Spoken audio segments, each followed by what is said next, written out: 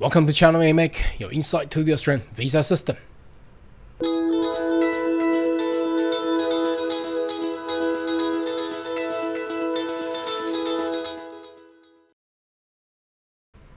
Good day everyone, my name is Carl Young, your online YouTube visa consultant. Are you interested about migrating to Australia? Why don't you consider to subscribe to my channel and turn on the bell on the sides, so once we have all the update and news, you'll be the first one getting all the insight.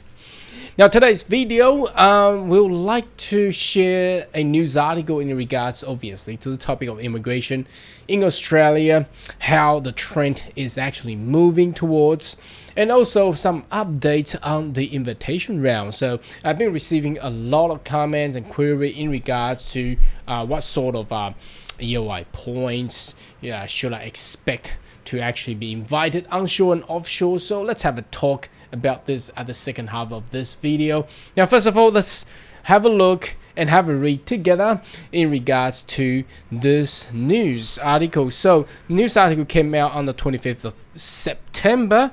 That is right, today.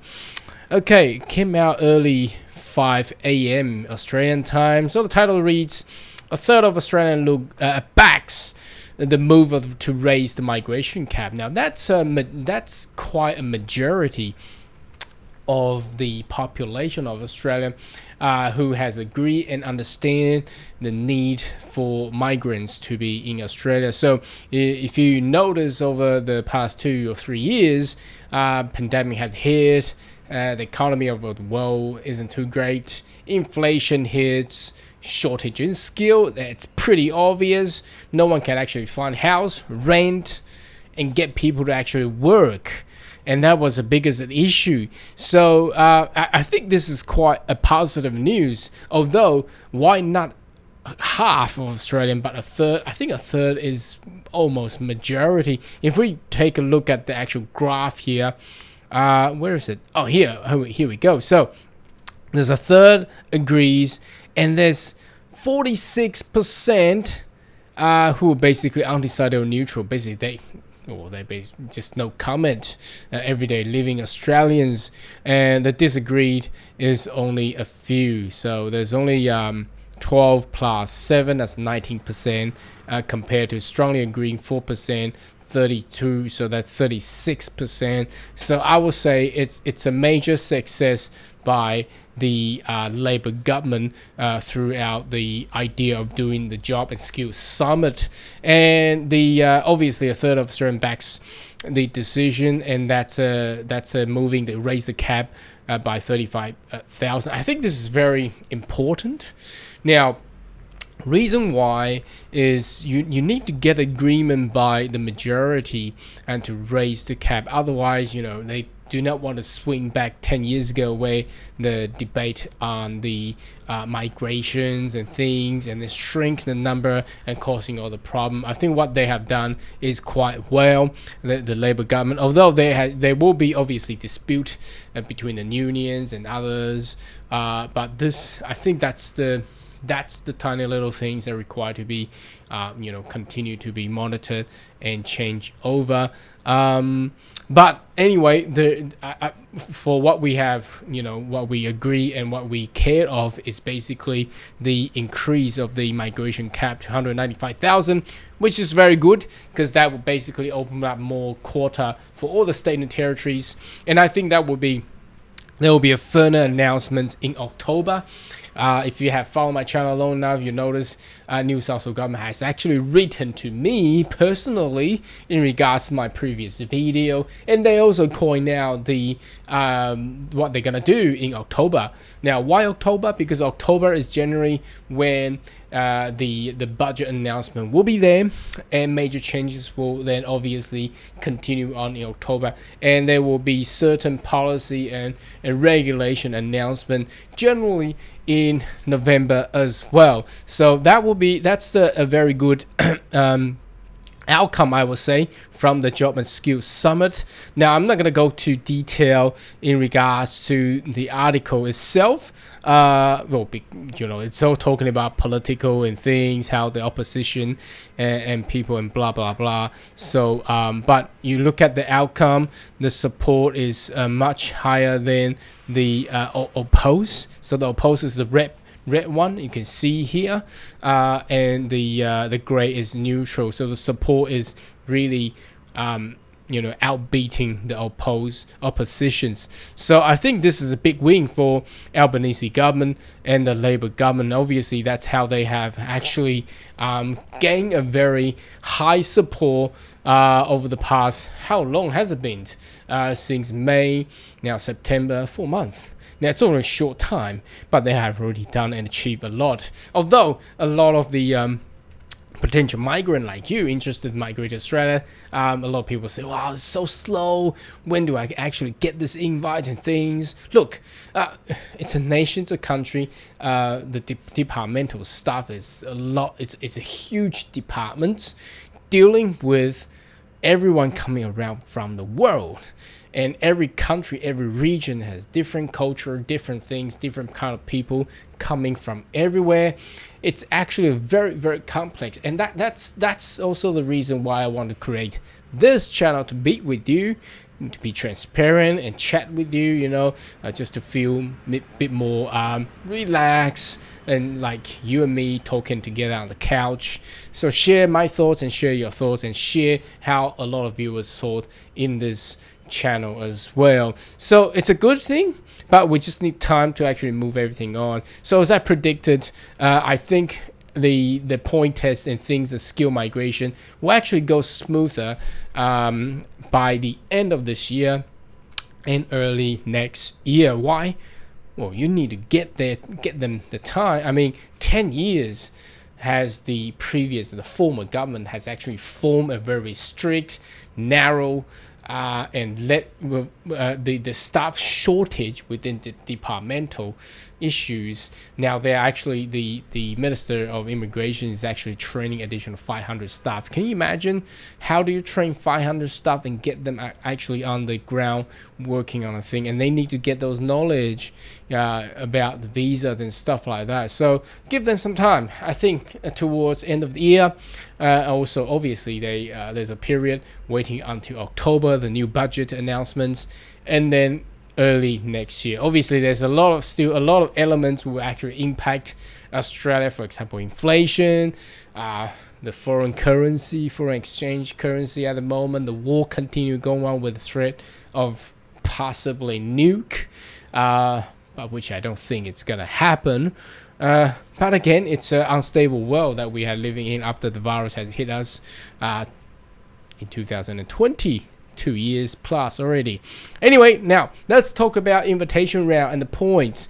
Now, obviously, throughout the forum, you probably will know, if you have followed other forums on Facebook or other Reddit and things like that, there's people already coming out saying, they're dropping the points. Yeah, it's true, and that's exactly what I expected. So you can't expect everyone to actually get 100 points like what New South Wales has done. But they also said they will adjust it. There will be adjustment based on the pool and the people in the actual EOI, and then they will I don't think they will increase based on what the current situation. 110 points for financial manager, which is seemingly impossible. Well, I believe there will be a few like that, but it's not going to be a common medium. So it will continue to drop when we hit October. So just for those people who are interested in the skill migration, but have no idea about what invitation round is, it's basically because for Australia the system works is you put your whatever the point that you have in the expression of interest, and that goes into a pool, and the pool will categorize everybody into different occupations, and then they will select, and then they will prioritize with those people who has the highest point and invite them. So you need to get that done. Now, unfortunately, the departmental web page has not really updated yet. Look at this, it's still back in April, 21st of April. That's before the current government has actually become but anyway, but this basic information up here. But I want to take you have a look at the most updated information from Western Australia, where they have updated their invitation round. Now, does all these states and territory update their invitation round points? No, unfortunately, no. Some does, some don't. And you may ask why. Well, that's their choice. They can forever not disclose this information, but some state will come out and do this. So anyway, let's have a look. So 22nd September, so that's pretty updated. But bear in mind, this is still based on the previous interim allocation. And now, what does that mean? You may ask, what do you mean, Carl, by the previous allocation or interim allocation? Now, what I'm trying to say is that was based on the 160,000 migration intake plan done by the former government. Now, since the newly announced 195,000 increase of annual intake, I don't think this allocation is actually in that yet. You see what I mean? So they still got that minimal thing. So I checked the Canberra one. There's only the most recent invitation was like 5, 15 or 20 people. I mean, what are you talking about? That's not a figure that we wanted to see. But anyway, for Western Australia, they were given quite a good amount of allocation. So as you can see here, for general stream schedule 1, there's 375 people on 190, 127 people on 491. Schedule 2 with 216, 284. And the graduate stream who actually study at least 2 years in Western Australia and graduated there, they were 245 on 190, 130 on 491 visa. And the graduate stream on vocational, so that's for all the trades people. They also get invited as well by the state of Western Australia. So that's quite a good number there. Now, they also decide to declare the points that they actually being invited with. So with the Schedule 1, residing in another state. So if you're interstate, well, you're gonna get 100 points. Now that's still very high, but not as 110. But I understand where they're coming from, because they want to get those people from Western Australia solely. So as you can see, they're still not really following what the new trend with the new 195 and the prioritization of the offshore invites, because as I said, this interim allocation was based on the old plan, should I say, and there's no other phrases for that one there. So and for Western Australia graduate, obviously you need to graduate from Western Australia. So you see, if you study in Western Australia, you get 85 points, and the advanced diploma, that's 70 points. So as you can see, that's the current situation. Now, so what do we take from here?